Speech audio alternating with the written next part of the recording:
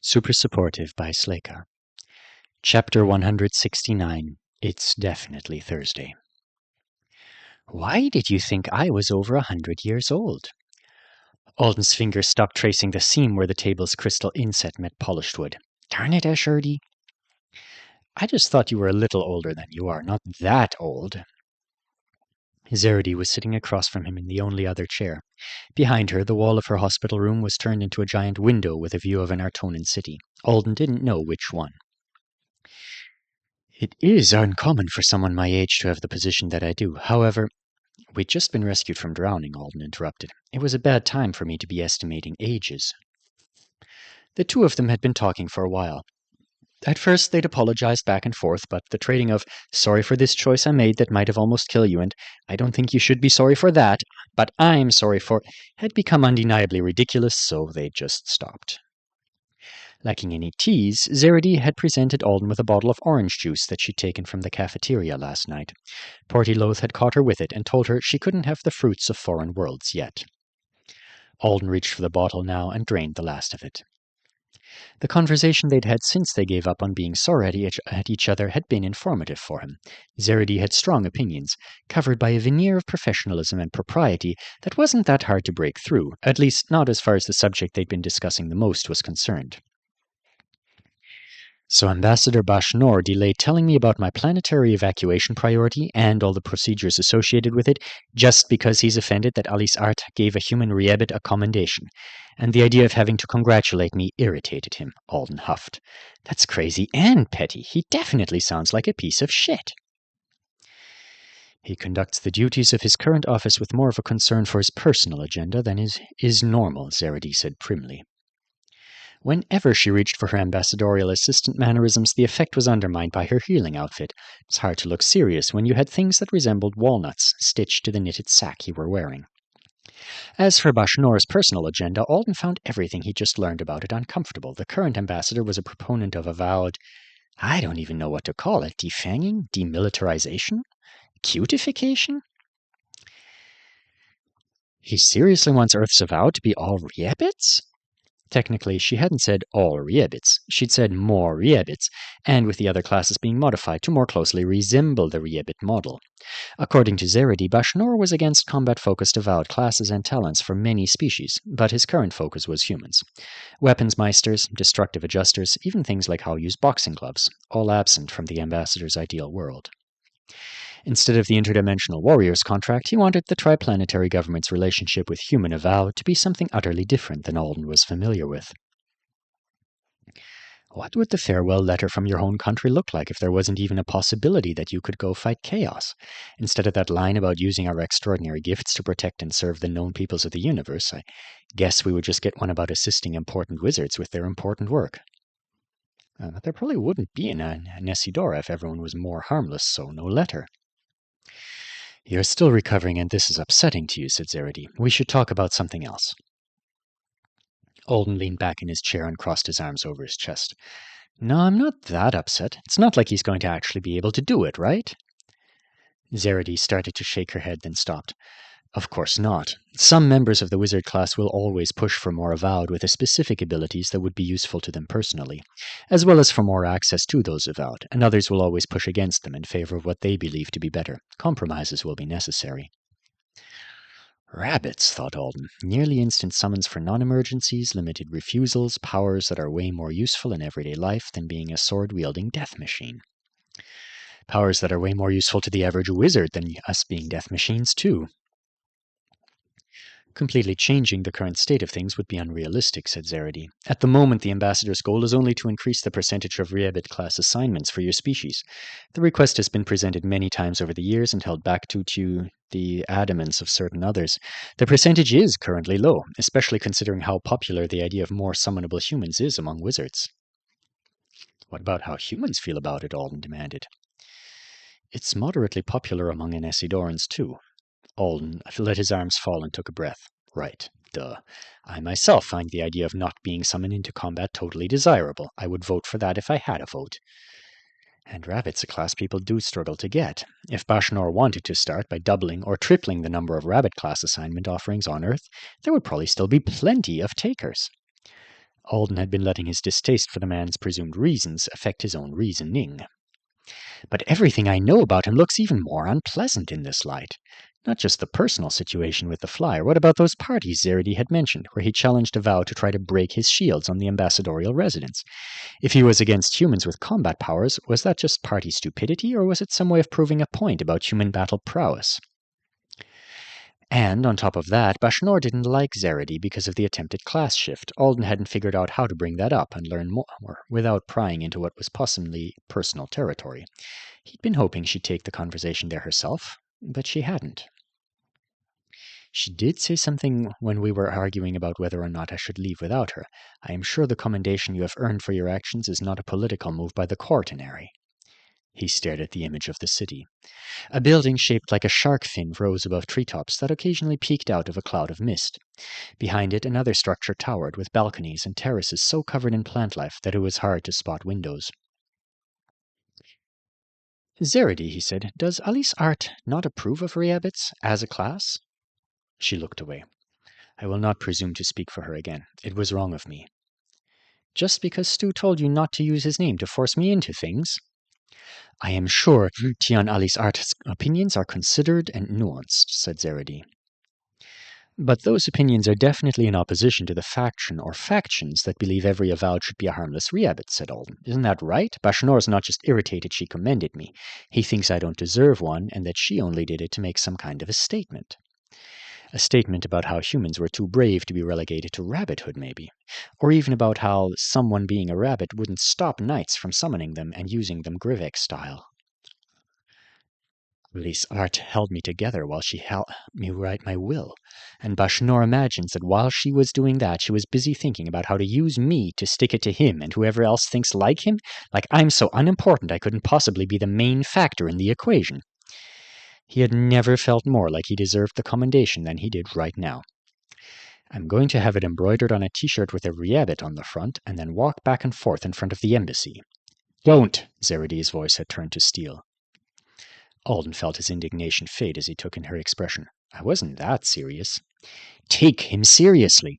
Anesidora is now full of wizards who Bashnor will often be busy with, and Ashurdi has made it very clear that he's invested in your well-being. It's not worth it to the ambassador to remain offended by your commendation, so he won't. But if you ever meet him, be what he expects a Reabit to be. He is intolerant of slights from those weaker than him, and he is prone to pleasurable excesses that sometimes make him lose his fear of consequences. Alden's seat suddenly felt a lot less comfortable. I wish you didn't work for someone like that. He'll be gone soon enough, said Zeredy, and I have chosen to be here on Earth surrounded by Avowed for my own reasons. After a minute of castling around for a more light-hearted thing to say, Alden found something he did want to ask her. Might be more creepy than light-hearted, though. When it's all right for your brain to get shaken a little, can I... No, never mind. What is it? It's really not necessary. Please ask, Zeredy said, her smile returning. I want to be of assistance if I can. Behind her, the shark fin building was extending a large balcony from one of the upper floors. I'm trying to learn about my skill, Alden said hesitantly, and it was working more thoroughly than usual when I carried you, so can I pick you up sometime? Zeredy looked startled. Of course, if you think it would help you train your abilities. And maybe I could drop you over and over on a mat to see if I could make the no-hands thing happen again, Alden thought. He decided to wait to mention that part of the idea. After leaving Zeredy's room, Alden headed toward the cafeteria. He was hoping that the place would be mostly empty and Kabir wouldn't mind loaning him a corner of the kitchen for his cooking endeavor. The din he heard before the doors even opened let him know it probably wouldn't go like he'd planned. The cafeteria was wizard-packed from wall to ocean view window wall. It's the crack of dawn, thought Alden, nodding and smiling at anyone who looked at him while he skirted around the edge of the space to get to the kitchen. Guess they've all aligned themselves with an Earth-based schedule while I was away, and this is first meal before they go to work. He thought about retreating. They'd probably all disappear in an hour or two to get back to doing good deeds around Anesidora, but he at least wanted to check and make sure Kabir wasn't alone chopping 11,000 squash in a potion-fueled haze. He spotted a bald head, and his steps faltered briefly before he realized it wasn't Roden, just a little old wizard who looked delighted after biting into a banana. And now he's tasting the peel. Is that even allowed?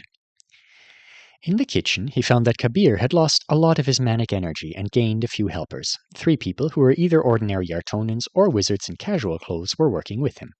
Judging by the lack of spellcasting, Alden was assuming they were the former. I have never seen that many eggs in my life. Kabir was cracking 2 at a time into a huge steel bowl that was already full to the rim. Do you need another pair of hands? Alden asked. No, Kabir said tiredly. We've got it. It will be over soon. I've already decided second meal when everyone comes back tonight is just sandwiches. So many sandwiches. They've taken away his energy potions. Good, poor guy. Not wanting to be in the way, Alden left them all to it. He'd come back when the rush was over. When he was back in his room, he called Lute. The system notified him that there would be a fee. He's still at the Palace of Unbreaking, then. Lute answered, voice only. Hi, he said. I never get interplanetary calls from people who aren't related to me.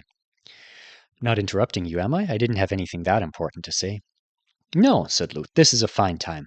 I just finished the work that was on my schedule. My boss is ecstatic that I want to stick around for more. So you're staying longer? I was going to ask if you were going over to Thanksgiving dinner tonight at the girls' apartment. It wouldn't be the best idea even if I was there. They're having a pretty big group, aren't they? I don't want to end up meeting someone who almost died or lost their house thanks to my family. Would just add bad drama to the holiday, and I only like good drama. I almost died, and Lexi did lose his house, and we're still willing to hang out with you, man. Alden was glad he ran those words through his mind once, before he actually said them aloud. You know, there's so much crazy going on right now, he said instead. Lexi pointed it out to me. There are a lot of fingers pointing in every direction, and people are busy. Might not be as bad as you think. Halyu's already decided to be your part-time bodyguard and PR person. He's thinking of telling everyone you're looking into a surname change. Just say the word and we'll spread whatever story you like. Luke didn't answer right away. You guys are great, he said at last. But I think I'm going to wait and see for a couple more days. At this point, I expect Jessica to announce on live television that she's the head of SAL, while Corin waltzes with Hushmaker in the background. I don't think SAL has just one head, Alden replied. And if Corin did that, everyone would be really impressed with him for finally getting an infamous supervillain to reveal themselves. He ended their call shortly after that, and looked over at his learning cushion. It was in the corner, on top of his patched and repaired suitcase. He had a science lecture he should watch, but it had been so long since he'd gotten to study his spell book. And if he was going to try his new piece of jewelry for the first time... He carried the learning cushion into the bathroom. Then he spent too long debating whether it was all right to put it on the floor or not. Is a bathroom disrespectful to the cushion? It's a pristine bathroom. I don't think anyone but me has used it in the past several decades. He ended up leaving the cushion on his bed, but he did take the earring Olorn Art had given him out of the hidden pocket. Then he went into the bathroom again and shut the door behind him. One extra layer of privacy. If someone opened the main door, without knocking, he would hear them from here and have time to hide the evidence. He sat down on the cool tile below the towel rack and requested his books from storage. One tells art, conducting power through the hands. He turned the pages, reading it a little differently than he had the last time he'd opened it. When his eyes paused on the crushing spell, he thought about how good it was for destroying a doorknob. And if he'd chosen to use the flying triangle dagger, what might have happened in the greenhouse? Something better? Something worse? Was there a spell in here that would have saved me if the bridge fell, or what would have helped me get away with Zeredy faster? The book wasn't full of extremely powerful stuff, but having options was kind of power too. When Lute came back, he'd asked if they could have another word chain lesson. He wanted to learn something to enhance his strength and his speed. As for Aureate spells, I've got the Square Punch and the Flying Triangle, Crushing, the Popsicle Maker. Still to be learned, among others, there was a close-range cutting spell, a voice-throwing spell, one for levitating small things, a spell that drew heat toward a targeted area, one that was basically an adjustable flashlight, and the summoning spell Alden had been looking forward to at the end of the book. Flashlight, he decided after a while. That one's next. Sure, he had a tiny fire starter, but setting fires wasn't always safe or feasible, and seeing was nearly always something you wanted to do. Plus, there were strength requirements to consider. The book didn't specify how much most of its spells would strain the caster's authority. Alden thought it was probably supposed to be obvious from context and experience that he didn't have, but he was hazarding a guess that this one might not be that draining. It didn't seem like making light should be hard in the same way the Crusher was.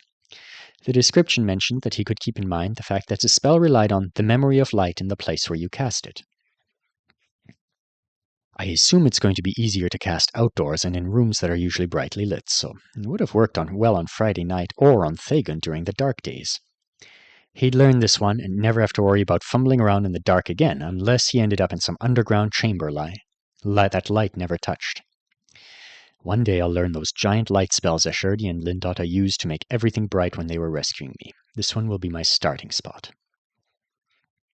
It was still early. He would spend an hour practicing the Aureate shapes, and then he'd head back to the cafeteria. He stood up, earring in hand. Watching himself in the mirror over the sink, he touched the thin lip of the pale clay spiral to his earlobe. That's strange enough for sure. As soon as the tip touched flesh, before he'd applied any pressure, his ear pierced itself, and what he assumed was the exact spot Oloran Art had chosen. A single drop of blood beaded there, and the earring absorbed it. Blood sacrificed to the knowledge spiral. Wonder if Gorgon would approve. He pressed it through, then examined himself. Don't think I'm an earring person. He sat back down and opened the book to the spell he'd chosen. His Aureate slipped down his arm and into his hand. The first drawing of a pair of hands wrapped in string caught Alden's eyes in a way it never had before. He leaned closer. Whoever drew this did such an amazing job, the way the Aureate is twisted there, and the little loop around the fingers of the tips of the pinky fingers. I can just tell from the image that I'm going to need to control the way the Aureate sticks right there if I want to be perfect. And he did want to be perfect. He'd been hungry to learn a new spell anyway, and now that he'd picked one, he couldn't just sit there and not enjoy himself. He could just sit there and enjoy himself and learn. Alden was slightly obsessed with his Aureate, the way casting made him feel. The coolness of being able to make magic happen all by himself, no system-given talents involved, was unfading. So he'd never had to force himself to study this material. It was always a treat. But with the earring, he was suddenly getting a best scene of your new favorite movie dopamine high just from reading the first few lines. The freaking logograms were so interesting. The way the author had spaced them indicated where the mind should pause and digest concepts. Of course, but although Alden had been aware that spacing could be used artfully, he'd never had the inclination to appreciate it before. Now he did, and he found himself studying harder, desperate to memorize the logograms and grasp their meanings as fully as possible so that he could appreciate the beauty of this instructor's teaching style. When he finally turned the page, he felt an actual rush of excitement. And then on the next page, and the next. It felt like he hadn't been at it for long at all when Bo texted him. He'd sent a picture of a roll loaded with turkey and stuffing. Happy Thanksgiving, said the message. This is dessert. It should finalize my food coma. He went to Jeremy's, Alden thought, and emerging from his study haze. They're having a pretty early lunch, aren't they? Good job, he replied. He smiled and started to go back to his book before suddenly realizing that it was less likely Jeremy's family was having Thanksgiving brunch, and more likely, he checked the time. Shit, really? It was afternoon. He'd been studying for more than 5 hours. Alden scrambled to his feet, almost stumbling because he'd been sitting still for so long that his butt had gone numb. Stuart's mom does not play around when she makes a study aid. Maybe you weren't supposed to use them for things you didn't have trouble focusing on to begin with? If Bo hadn't interrupted, Alden would have happily sat on the bathroom floor until midnight. He pulled out the earring and took a look at it. You're amazing. I will keep feeding you my blood, but maybe not without setting an alarm first. Oloran Art probably deserves a thank you note, he decided a few minutes later. That's what you do after you use a gift someone gave you for the first time and find out that it's even better than you realized. He had left his room, and now he was walking through the empty hallways of an empty hospital, in a giant cube that had been built for some dark day that hadn't yet come. But he couldn't focus on the uncanniness of Matadero when he felt like he'd been enlightened. He remembered everything he'd read, every finger position he'd eagerly tweaked to match the drawings, every logogram and its definition.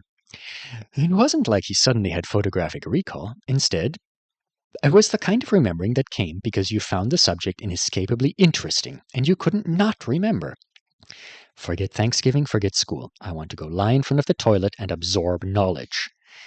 And he actually had forgotten school. He'd had tentative plans to make his succotash early so that he could attend our tone and conversation class. Even though he didn't have to anymore, Kelly the grad student seemed like she'd be fun, and he wanted to see how she taught the class. So much for that. When he made it to the cafeteria, he found it empty except for Kabir, who was sitting at a table mounded with dishes and trays. The chef was just drinking a cup of coffee and staring blankly at the mess. Alden wondered where his helpers had gone. Couldn't bring yourself to serve wizards on paper plates? He asked as he approached. I'm having some regrets, Kabir said woodenly. Want me to do the dishes? I am seriously thinking of throwing them into the sea and then buying all new ones for second meal tonight. He's burned out. Alden stood by a stack of plates. The one on top was covered in what looked like honey. Actually, he targeted the chef. Do you mind if I take this plate? Kabir gave him an agreeable-looking wave. Just the plate, thought Alden, focusing on the white ceramic. Only the plate. He picked it up, preserved it, flipped it over. The honey and crumbs dropped off and hit the plate that was next on the stack. Alden, unpreserved, sniffed the plate, then ran a finger over it. Yep, he said, clean and dry. Not sanitized, probably, but I don't think that's a problem for the wizards. Kabir was staring at the plate. Can't promise my skill will hold out for all of this, said Alden. It wasn't like preserving a dish was difficult, but this was going to be a lot more on-off-on than normal, and he was assuming the kitchen was full as well. But I'm almost positive it will. Kabir took the plate from him, looking touched. You're a good person. Not really, said Alden. I'm greedy, and I want you to let me have a burner on the stove and some ingredients. I'm going to make succotash for Thanksgiving supper I'm going to in a few hours. Of course, said Kabir. You can... Thanksgiving? Yes. Kabir shook his head. No, Thanksgiving is on Thursday. Today is Wednesday. It's definitely Thursday. Kabir shook his head. It can't be. Alden grinned at him. You were enjoying a lot of magical assistance earlier this week, so it's fine if you lost track of time. It can't be Thanksgiving, though, said Kabir stubbornly, because Thanksgiving is basically a harvest festival, and our Tonans love harvest festivals. And when they find out one is going on, they will research it and tell each other about it and get excited. And when I serve them pre-made sandwiches, nothing wrong with a good sandwich, they'll say, is this the appetizer? Where is the traditional dead bird, Kabir? Where is the pig with the apple in its mouth? That's not even a Thanksgiving thing, is it? And I really don't think they'll be that unreasonable. Most of them seem excited just to be on Earth, and they've been eager to eat anything you put in front of them so far. Kabir, where are the bowls of your croutons? The chef continued. When is the cranberry sauce with orange zest coming? He was rising from the table, his eyes gaining a wildness that Alden had last seen on that first meeting when he'd had a spell set up to watch the elevator for demons. You're right, Alden said quickly. It's not Thanksgiving. My bad, I was confused. System, what day of the week what day of the week is it? Called Kabir. Oh well. No worries, said Alden, as he watched a man's spirit crumble. I can help with the dishes.